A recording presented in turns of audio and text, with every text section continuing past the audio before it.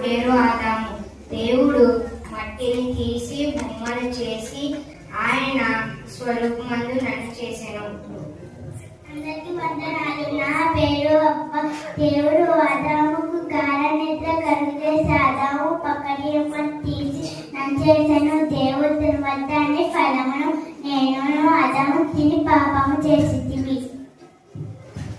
మీరు మాలా కాకుండా దేవుడు చెప్పిన మాట వినండి. అందరికీ వందనాలు. నా పేరు నోవాహు. దేవుడు నాతో ఇలా అన్నాడు, నేను భూలోకంలో జలప్రళయంలో రప్పించును. నోవాహు పెద్దవాడు పెట్టుకుని నీ భార్య నీ కోడలో కొడుకులు ఓడలోనికి చేరుకోవాలి. అంతేకాక జంతువులలో ప్రతి జాతిలోనికి రెండే నీతో కూడా ఓడలోనికి రావాలని దేవుడు నాతో చెప్పాడు. నేను నా కుటుంబం ప్రాణంతో మీరు కూడా దేవుడు చెప్పిన మాట వినండి. నా పేరు అబ్రాహాము. దేవుడు నాతో నీ దేశాన్ని బంధువులను నీ తండ్రి వేమి వదిలి నేను చూపించే దేశానికి వెళ్ళు. నీ ద్వారా జనములు ఆశీర్వదించబడతాయి. నీ నామము గొప్ప చేస్తాను అని అన్నాడు. నేను చూపించే ప్రదేశానికి వెళ్ళు అని అన్నాడు. నేను సందేశించకుండా వెంటనే నా భార్య సారాను నా సోదరికి కొడుకు లోతుతో కలిసి దేవుడు చూపించే దేశానికి వెళ్ళాను. దేవుడి మీద విశ్వాసముతో ముందుకు సాగాను. దేవుడు నన్ను ఎంతోగానో ఆశీర్వదించాడు. నా పేరు మిర్యాము. నేను మోషే అక్కను. ఐగుప్తులో ఫరో రాజు పుట్టిన మగ పిల్లలను చంపమని ఆజ్ఞ ఇచ్చాడు. అప్పుడే మా తమ్ముడు మోషే పుట్టాడు. అప్పుడు మా అమ్మ మోషేను పెట్టెలో పెట్టి నైలు నదిలో వదిలేసింది. ఆ పెట్టి ఫరో కుమార్తె దగ్గరకు చేరుకుంది.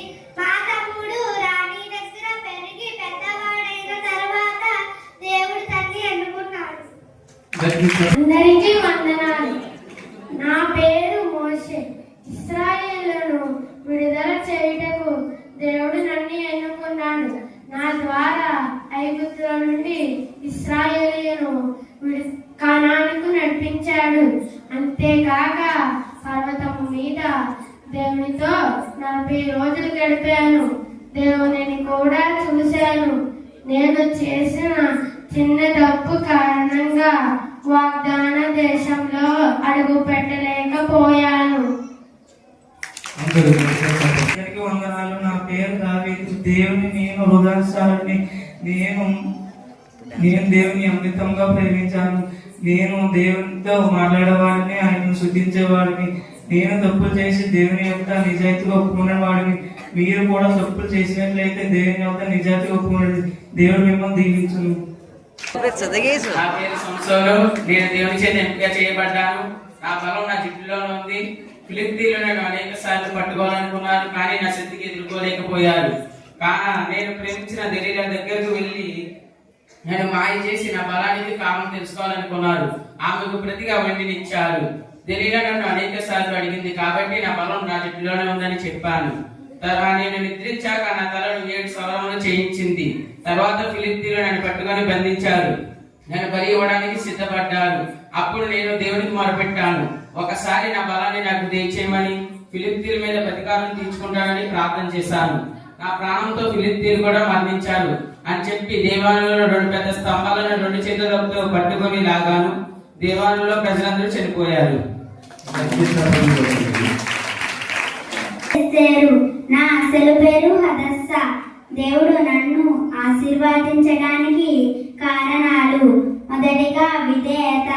నేను రాణి అయ్యాక కూడా నా పినతండ్రి ఆయన ముద్దుగా ఈ మాటకు విధేయత చూపించాను. రెండవదిగా నాలో ఉన్న ధైర్యం. హామోను యూదా జాతి మొత్తాన్ని నాశనం చెయ్యాలని చట్టాన్ని పెడితే నాకు ఏమైనా పర్వాలేదు, నా జాతి బాగా ఉండాలని ఆ ప్రాణాన్ని లెక్క చేయకుండా ధైర్యంగా రాజు దగ్గరకు వెళ్ళి నా జాతిని రక్షించుకున్నాను. అందరికీ ధన్యవాదాలు. రాహాబు అంటే